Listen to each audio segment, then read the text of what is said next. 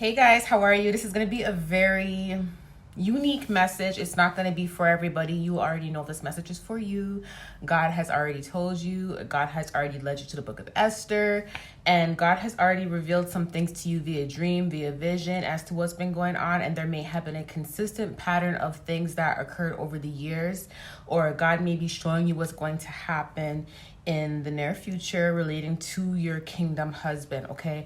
For some of you guys, your kingdom husband, you may already know who this person is, or for some of you guys, God is already revealing to you who this person is going to be, like them coming into your life. And a lot of the times too, God may be leading you to someone that is already balanced in a financial type of way, right? But the kind of person you are, okay, God is also bringing you into your own. See, the thing about it is when God has a specific person that he wants you to go into a covenant with, most of the time you both have a purpose together, right? That's why you usually see a lot of like pastors and then pastors' wives, and then you see a lot of like apostles and prophetess together, and because they both have the same mission for God, and God kind of ordains them to be together, right? So it's like you guys both have that mission together. But the thing about it is that just because your kingdom husband has a specific purpose through God and has a specific status because God has granted them that status, it's the same concept with you. God wants you to kind of have your own. So in a way, basically, God allows you to be a submissive Proverbs wife, but at the same time, God also allows you to have that independence where God wants you to also like reap rewards and have your own type of identity. What I mean by that is you're bringing in your own like success. You're not just depending on your husband's success. Of course, you know the husband wants to provide. I know back in the day, the husbands always provide for the wives and the families and stuff like that, but God is really pushing to the kingdom husbands this time that, listen, just because you're a prophet, or just because you're an apostle, just because you're a pastor, or just because you have this status, you may not even be a prophet, apostle. They may have a different mission that's not tied to ministry, but they still have some type of status. God is also letting the husband know that it's okay for his wife to also have a specific status or to be independent in a specific area, okay? And the thing about it is, I'm going to give you guys an example so you guys understand where I'm coming from. See, men nowadays, yes, they want to provide and stuff, but some men want to be the provider and want to be the head of the household and everything. Some of it is for control because they don't want their woman to work. Some of it's for good intentions, but some of it is out of control. They don't want their woman to work. They don't want their woman to do, they want the woman to just depend on them financially. But then the men that have this mentality and don't allow their wives to have a little bit of independence, right? You notice these type of men tend to always fall into the traps of being with women who end up finessing them for money, right? Because they find the women like, okay, take care of me, buy me this, buy me that, and then they end up finding the wrong type of women, and then they end up going through a cycle of being used and being finessed, and then it's a consistent pattern of falling into the traps of meeting these types of women, right?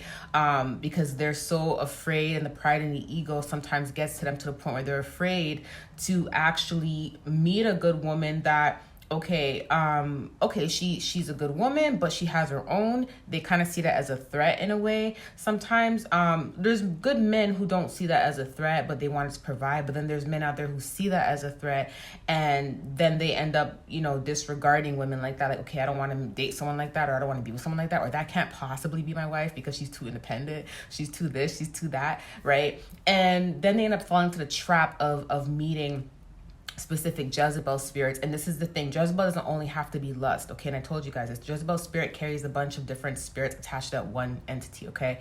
A Jezebel spirit can be someone that's also into witchcraft, someone that's also very envious, very greedy, someone that does not love God, someone that's very about me, right? And they tend to fall into the traps of meeting specific women like that because of the pride and the ego, right? So God is allowing the husbands to see, like, listen, it's okay for your wife to be a little bit independent. Just because she's independent, it does not mean that you're going to lose her. It does not mean that, she's not going to need you. She's still going to be submissive, Proverbs wife, but at the same time, she has her own mission, just like you have your own mission. You have to remember that just like I chose you, I chose her too.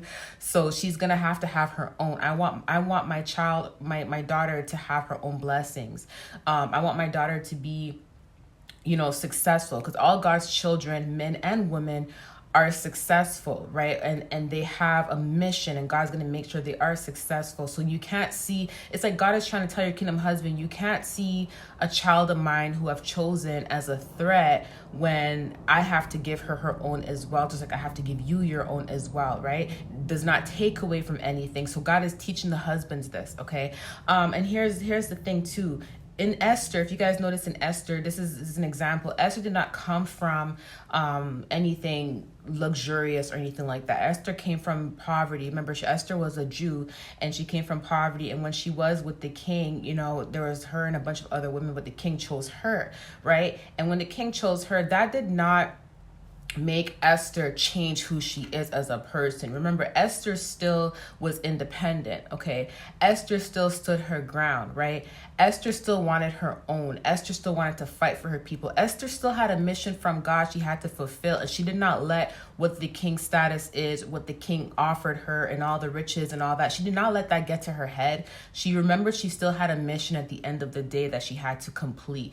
There was a reason why she was picked, and there was a mission, a prophecy that had to be fulfilled. This is why she went on a 3-day no water, no food fast, because it was to fight for her people, and she had to bring this command to the king. And she also risked her life to bring this command to the king, and she risked her life for people, okay? So now I'm going to give you guys another message God gave me this morning. So for kingdom wives, those of you guys that know that the husband that you're going to meet is already either some sort of status, or the husband that you're going to meet is already financially stable, or the person that you're with is financially stable, a person that knows your husband is financially stable. Those who have this, who know this, and God has already revealed it to you, God has also revealed to you that you have your own mission. So your mentality is not to just depend on your husband because of what your husband has. Your mentality is, yes, I'm glad that my husband is financially stable, but at the same time, I want to have my own. I want to have my own. I want to be independent. It's like you're like Esther,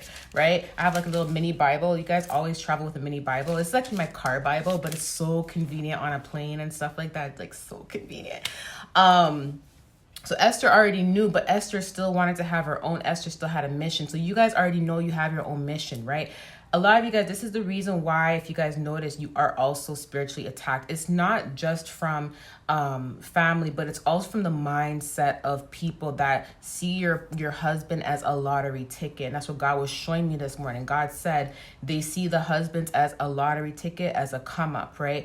And when they see a person like you, who is independent, a person like you that does not want anything from your husband, you just want love and you're just fulfilling the will of God, right? Some of these women, they see it as a threat, and they see it as a threat because you actually love this person. You don't want anything from this person other than the love that God promised you, right?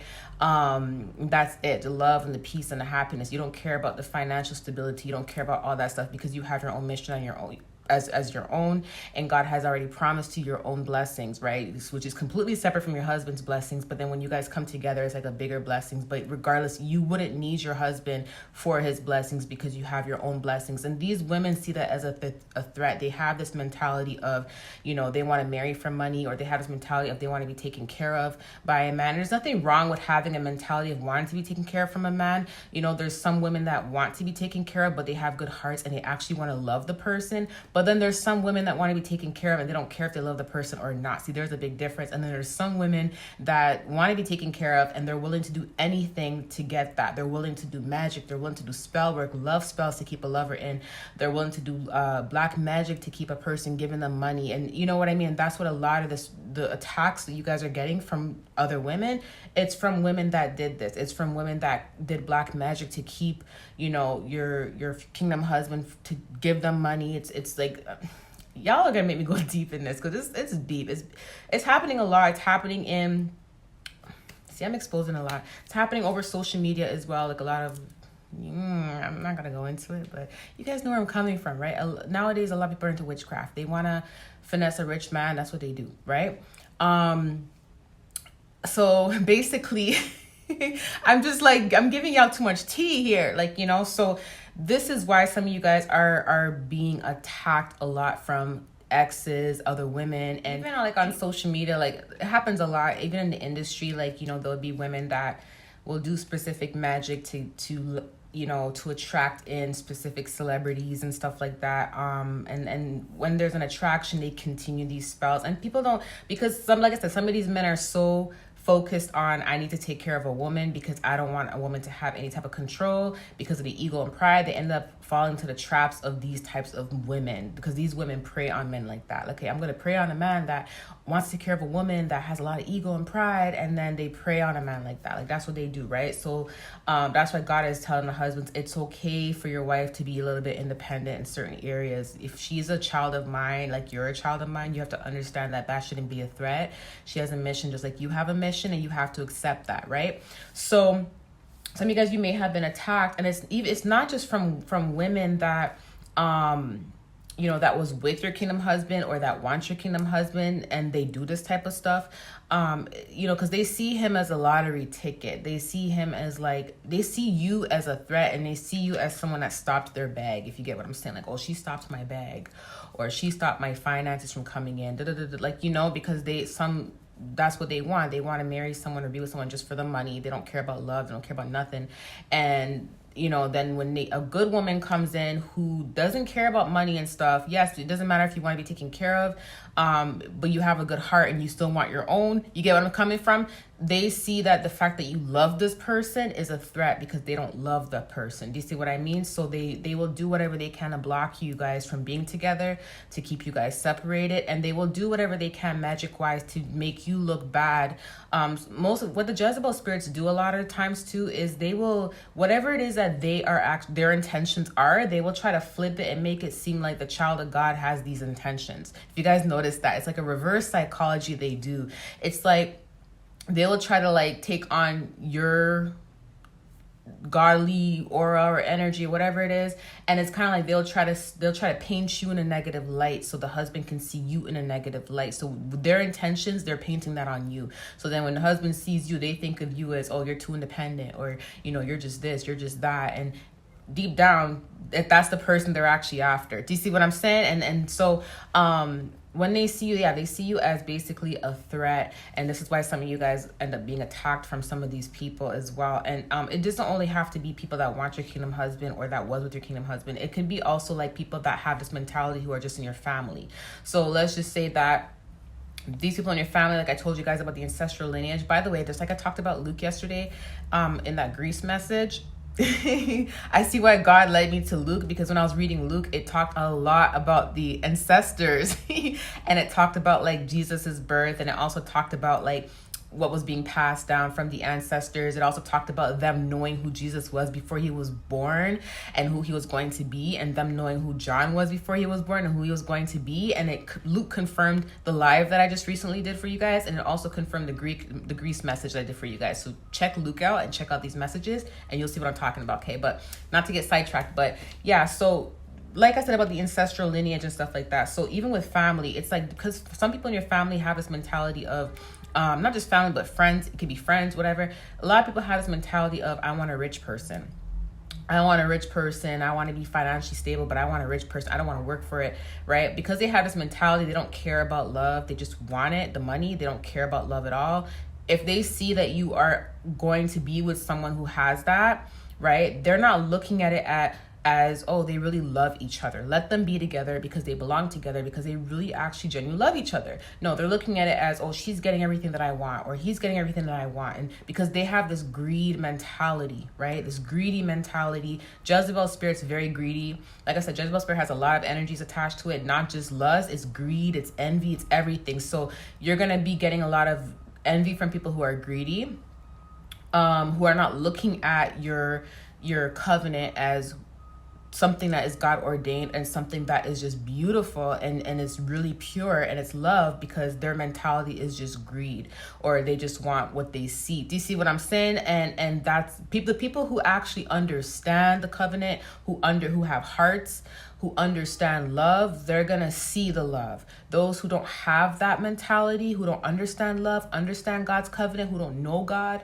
or who pretend to know God, because I've seen a lot of Christian women out there that, you sit there and say that they want to marry for money, and it's like, why would you marry for money? Like, it's like that's their focus. It's not about, I want to marry a man that God has for me, or I want to marry someone because I love them. It's literally, I want to marry for money. And I said, okay, what about the man that God has for you though? You know what I mean? But that's their like main focus, right? So, and like I said, there's nothing wrong with wanting someone to be financially stable and to help you and to take care of. There's nothing wrong with that. Like, obviously you don't want to be in a situation where you're being used or you're living in poverty. Like, you know your worth, right? But at the same time, love has to be there too.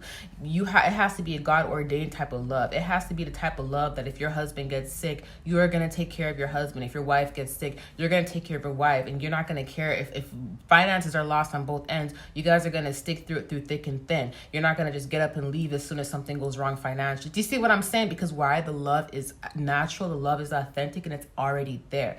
So you guys are gonna, this is why a lot of you guys are also being attacked. People are not really seeing the love, right? They're just seeing what you have, what they have, and what you guys are going to have together. They're not really seeing the bigger picture because their mentality is focused based on greed. Okay. So in the book of Esther, this is Esther 7. This is when Esther pleads for her own life and for the lives of her people. See, Esther, she came from not a lot, but God ended up blessing her with someone who was financially stable and who had a lot to offer her. But Esther didn't care about that. You see, if Esther really cared about just the financial blessings from where God is blessing her, Esther would not have fought for her people. Esther would not have done a 3-day fast with no food, no water for her people. Esther would not have risked her own life, okay, for her people. You see, this is the difference between a woman of God who loves someone and who doesn't care about the financial statuses, and the Jezebel who only wants someone for money. Because if it was the other way around, whoever the Jezebel who's carrying the Jezebel energy, they would have what's it called? They would have, what's that word, God? Yeah, they would have sold out. She would have, if it was the Jezebel spirit would have been like, I don't care if my people die. I'm living life lavishly right now. I'm with the king. Like, I'm living a very lavish life right now, and I'm getting everything that I want, and I'm in this position right now, and I don't care about my people.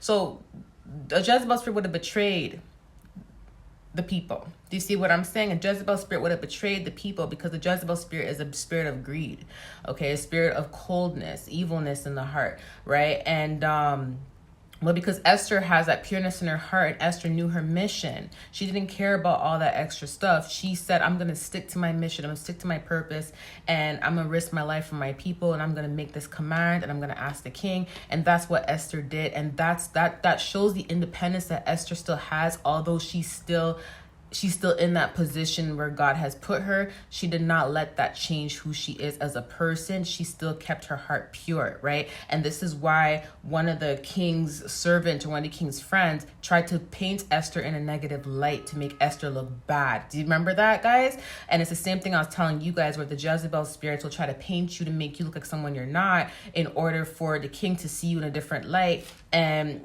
that's the difference between you and the Jezebel spirits, is that you guys are independent. You guys don't care about that stuff, the finances and all that stuff. God, because you have your own mission with God, and regardless if you're with the king or not, God's gonna bless you, right? So that's why these people see you as a threat, okay? That's the difference between Jezebel spirit and Esther's. Esther, she risked her life for her people. The Jezebel spirit would have sold her people out and said, you know what, I'm living my lavish life, I don't care about that. Do you see what I'm saying? That's selfishness, the greed. And this is the mindset of a lot of the people that are not for your covenant, that are against your covenant with your kingdom husband. So that's why a lot of them are upset right now. So don't be surprised if you do get attacked from some of these women, and that's what God was specifically telling me.